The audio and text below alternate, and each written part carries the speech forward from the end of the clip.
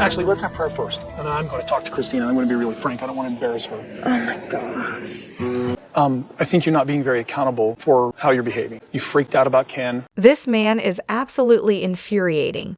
If I were Christine, I would have walked my ass right home the second he started talking to me like that. And don't even get me started on the locks. I'd be changing them immediately. Where's your accountability, you absolute piece of garbage? Then, to top it off, he has the audacity to blame her legitimate concerns on PNS. Are you kidding me? I'm ready for the criticism, but Christine was not being dramatic here. This guy's friend told him to ditch 3 wives and come back to their faith. Then, while on a trip that was not meant for visiting this man, Kody casually springs it on the family, 3 of whom are the wives his friend specifically said he should leave, that they're going to hang out with Ken.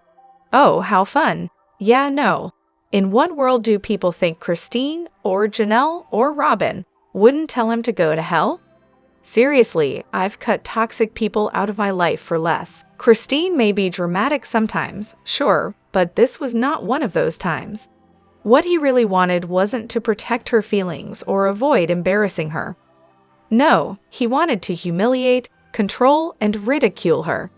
Christine was being her usual, somewhat dramatic self, but the way he spoke to her, with so much patronizing, misogynistic, and cruel disrespect, made me loathe him on the spot. He even admitted he agreed with her, but just didn't like her, and then spoke to her like she was a child. If Robyn had reacted the same way, which she has on other issues, there's no way he would have talked to her like that. At that moment, any question I might have had about the viability of plural marriage evaporated. Watching that whole interaction made me believe, beyond a shadow of a doubt, that he must be abusive toward them. They were so clearly afraid of him. This was the moment I started to realize how toxic the whole dynamic really was. We've got so much to dive into today, so let's not waste any time. Let's jump straight into it. Hey everyone, what's up? It's Elena here, and welcome back to my channel Reality Nexus X. I changed my mind about Meri.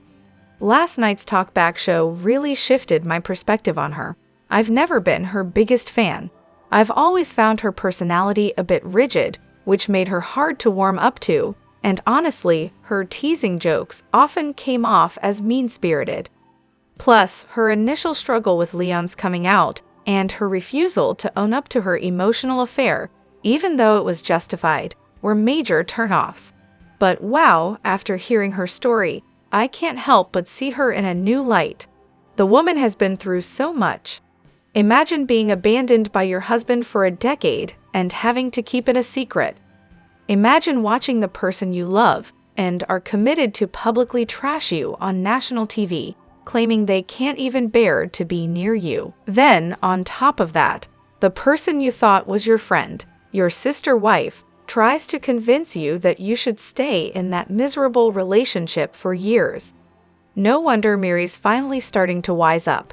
She's realized that her happiness doesn't depend on anyone else but her, and it's honestly refreshing to see how much she's grown. She's surrounded herself with new, healthy relationships, like her friendship with Jen, and it shows. She's lighter, more positive, and it's clear she genuinely cares about Christine and Janelle. Plus, she's got a great sense of humor. Who knew? I never thought I'd say this, but I'm officially a Meri fan. She's changed, and it's for the better, even if her old rigid ways occasionally creep through, like when she called circles stupid. Classic Meri. I really hope she can repair her relationships with the other original wives, find romance, ditch the Instagram filters, and most importantly, just be happy. Honestly, I'm curious, am I the only one who's warming up to her? For me, it's not just about Meri, though. Watching her transformation has actually given me hope for my own life. I've had my own struggles, growing up with emotional abuse and dealing with PTSD from my job as a firefighter/medic. I was just like Meri, hard, brittle, and pushing everyone away because I was scared of being hurt. Reading her story made me realize that I was doing the same thing to myself, so I decided to do something about it. Therapy, while painful, has been a wake-up call, and I've started making amends where I can. If I didn't make a change, I'd end up isolated and bitter. That's the real takeaway from Meri's journey. Being in a toxic relationship makes you a smaller, meaner person. But breaking free from that can bring about real healing. I like her way more now. I actually find myself hoping she'll find some peace with Janelle and Christine, or at least some common ground. But realistically, I'm not holding my breath. The thing I appreciate most about Meri's growth is her newfound honesty, especially about Kody. She's not holding anything back, and honestly, I love that. It's refreshing to see someone speak their truth without trying to sugarcoat it. Janelle always insists Kody was a great father. But was he really? Every time she talks about how amazing he supposedly was, I can't help but remember teenage Logan, up early, making breakfast for his younger siblings before school. Where was Kody during all of that? Logan stepped up as a father figure more than Kody ever did, at least in the moments we actually saw. Kody's interactions with his kids always seemed so forced, so unnatural, that it made me wonder how much time he actually spent with them. Was Kody a good father? Well, if you base it on 20 years of babies in the house, I guess so. Men get a free pass when it comes to being good with babies. Sure, babies are demanding, but they're also cute, funny, and love you unconditionally, no questions asked. It's easy to look good when they adore you. Kody loved it when things were simple, when the boys were quadding or wrestling, activities that fed both his ego and his interests. But his love for them, it wasn't unconditional. It wasn't the kind of love that sticks around through thick and thin, it was transactional. He wasn't the one tucking the kids into bed when Janelle was working, was he? No, he coasted on being good when it was easy. Like he once said, the kids were the easy part. Janelle's perspective is a little skewed, though. I mean, the bar for what makes a good father wasn't exactly set high in her house, especially with so many boys. Kody spent way more time with the boys than the girls, and I think Janelle was just willing to overlook his shortcomings. She let Logan step in where Kody fell short, even when it came to the simplest things like breakfast. Kody's meltdown over Meri's online relationship is a real head-scratcher. I mean, why is he so devastated? The guy's juggling 3 wives, each of whom he's been happily engaging with in ways that definitely aren't platonic. And yet, somehow, it's Meri who's the villain here. Kody's acting like a classic hypocrite. I'm watching the series for the first time, and I just reached this point.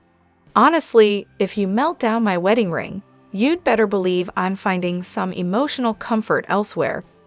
The sheer audacity of Kody throwing around the word affair like that. It's just another attempt to shift the blame onto the women.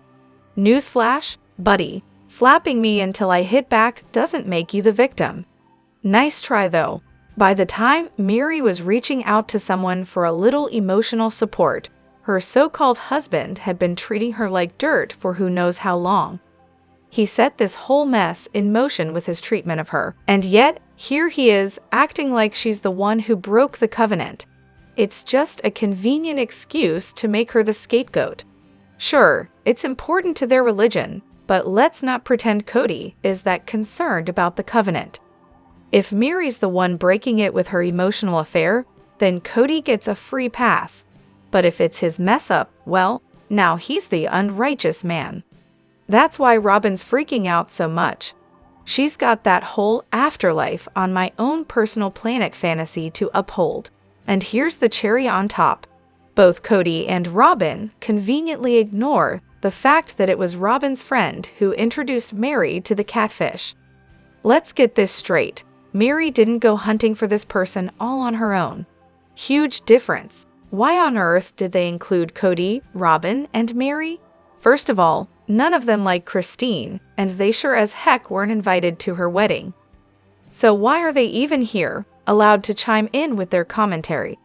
Honestly, no one cares what they think. Kody's clearly still salty that Christine moved on without him and Robyn. Oh, she's desperately trying to sell the idea that she really loves Kody. And then there's Meri, who's, Well, she's just Meri. The best part, watching Robyn squirm, trying to stop Kody from saying something he'd regret. She kept repeating, "We are just so happy for them, and that's all I'm going to say," as if she had a script to stick to. You could practically see her on high alert, fearing Kody was about to go off script and say something ridiculous. It's clear they've been trash-talking Christine and her wedding behind the scenes, just not on camera. Now Meri, to her credit, was surprisingly classy in her brief comments. She genuinely wished Christine well in her new life and love, and it didn't feel forced or fake. Honestly, I didn't mind that part at all, and I even liked it. Same with Kody and Robyn, though their cameo was a little weird. Robyn was hyper-aware that Kody might ruin the moment with one of his usual rants, but shockingly he didn't. It was almost decent of him. Was it distasteful to give them 2 minutes to comment? Maybe. It's not like this was Christine's show, but I get why some might feel it was in bad taste, especially since it was supposed to be a wedding special. Did anyone actually like Kody? I've been lurking on this subreddit for a while, but I'm only just now watching the show from the beginning. Naturally, I knew Kody was an absolute disaster of a person, but I was kind of shocked by how genuinely chipper and happy-go-lucky he seemed at first. I expected his descent into full-blown villainy to be a slow burn, but nope, by season 12, it's like he forgot how to smile. Seriously, I don't think he cracks a grin once the entire season. For those of you who watched when it first aired, did you really think he was going to turn out to be the monster we all know now? Do you think he genuinely changed, or was he always this way, and just better at hiding it until a pay cut started hitting? Honestly, in the beginning, I thought he was annoying but kind of goofy. I can't decide if what we're seeing now was always there, lurking underneath, or if he just evolved into a miserable, egotistical mess. But looking back, I think he grew into it. I never liked him, but I didn't think he'd be this overtly misogynistic. And let's not forget he actively started listening to the manosphere, which is definitely not a positive personal growth sign. Now he's just got this "I'm always right" attitude, and I'm beyond grateful I'm not stuck with someone like him. I tried to watch when it first came out and thought Kody was a total loser by episode 1. Dude had 50 kids but was driving around in a 2-seater car for hours every weekend, trying to add more people to his already chaotic family. I bailed pretty quickly, but now I've binge-watched it all from the start. Honestly, back then, I didn't think he was as mean or completely unhinged as he is now, but I knew he was a terrible father and husband. Turns out I was right. Go figure. I've watched since the show aired, and I'm embarrassed to admit that at first, I thought Kody was just a quirky, fun guy who loved his wives and kids. But I'll never forget the moment my mom came over, saw him on the couch with the wives, and said, "This guy? He's such an ass. He thinks he's God's gift to women." And I was like, no, he's nice. I actually defended him. Well, looks like Mom knew what she was talking about, huh? Oh, Robyn finally shows her true colors, huh? Honestly, I kind of wish Robyn and Kody would just be cut from the show entirely. Every time they're on screen, I find myself rolling my eyes so hard I could fast forward through their clips without missing a thing. They're just so fake, it's painful. Kody's entire vibe is wrapped up in negativity, and Robyn, well, she's got this Stepford wife act down to a science. It's almost impressive. I watched an old clip where Robyn and Kody were dating, and she actually said to the producer that Kody was her soulmate. Yeah, you read that right, her soulmate. As if she didn't know that the guy she's talking about has 3 other wives. I mean, how delusional do you have to be to not see that as a bit of a red flag? And then she actually says it out loud to a producer. What did she think Kody was going to do with that information? Shower her with roses and instantly get rid of the other wives? Let's be real, all the wives are pretty, but Robyn's younger and, at the time, a bit more of a looker, so it's no surprise that Kody, being as shallow as he is, immediately thought this fresh face must be the one. Robyn said it, and Kody's brain followed suit like a puppy on a leash. Honestly, can we just erase Kody and Robyn from TLC? Robyn's big win is securing herself the title of Community Dick Soulmate. That's the role she's playing. And don't even get me started on how hilarious, yet horrifying, that thought is. I never saw Kody that way before, but now that image is permanently burned into my brain. Can you imagine Robyn thinking she's the only soulmate in this whole twisted setup? Please, I doubt she actually believed that. She knew exactly what she was doing. She got the VIP ticket, and the others are just there. Here's the thing though, the more Robyn and Kody push away the rest of the family, the more the show is going to fall apart. Pretty soon, it'll be like watching 3 different shows in one, and no one will know what the heck is going on. It's already chaotic, and not in a good way. At least with the roll-offs, they were able to interact on camera, so you could follow their storylines. Honestly, I'd still watch the show, just not for the same reasons as before. Robyn and Kody are so tight-lipped about their relationship, and they don't even film at home anymore. If TLC is smart, they'll relegate them to minor roles. Robyn was the young and hot new wife once upon a time, but now she's just another face in the crowd, trying to keep Kody happy by playing the obedient wife role. But hey, at least she's consistent. So I was rewatching that episode where all the wives, plus Kody, are on the porch discussing Christine leaving, you know, the knife in the kidneys moment, and I noticed something pretty hilarious. After Kody's done screaming at Christine, accusing her of being a sister wife, turning the kids against him, and basically ruining his life, it cuts to Meri in a talking head. And what does she say? Oh, just that Kody needed to voice his frustrations, and that she's glad he said it. Yeah, because nothing screams healthy relationship like publicly attacking someone's character and calling them out on their worst moments. Now, let's compare that to how Christine and Janelle, for that matter, reacted to Meri and Kody's breakup conversation. Christine was, like, 100% supportive of Meri. She validated Meri's experience with Kody and totally got why Meri was making the decision to leave. There was no, "You're not loyal enough." No, "You've turned the kids against me." Nope. Christine showed empathy, even though she and Meri weren't exactly besties. Meri, on the other hand, she was practically cheering Kody on for verbally abusing Christine. She's all about he needed to say it, and probably high-fiving him in her head for going off on her sister wife. Makes perfect sense why Christine and Janelle aren't exactly calling up Meri for a girls' night after the divorce. Real friends, and I mean actual friends, not just sister wives, don't get off on watching you get verbally dismantled. But then again, Christine was already out of the game, and Meri was still desperately scavenging for any chance to get back in Kody's good books. True, Meri definitely has a whole different set of baggage compared to Christine and Janelle. She was Kody's first wife, his legal wife, the special one for years, or so she thought. I mean, they really did present this whole, "we're totally happy and in love" front for so long. And then, boom, the catfishing scandal happens, and suddenly, Meri's willing to beg for any scrap of affection from Kody. She's trying to redeem herself, prove her loyalty, because apparently that's the only way she sees herself as worthy in his eyes. Meanwhile, Christine? She figured out she was never truly treated well by Kody. She didn't have that "I'm his one and only" vibe that Meri did for a while. Meri's whole world was built on that, until it completely fell apart. Christine, on the other hand, realized that maybe Kody wasn't all that great to begin with.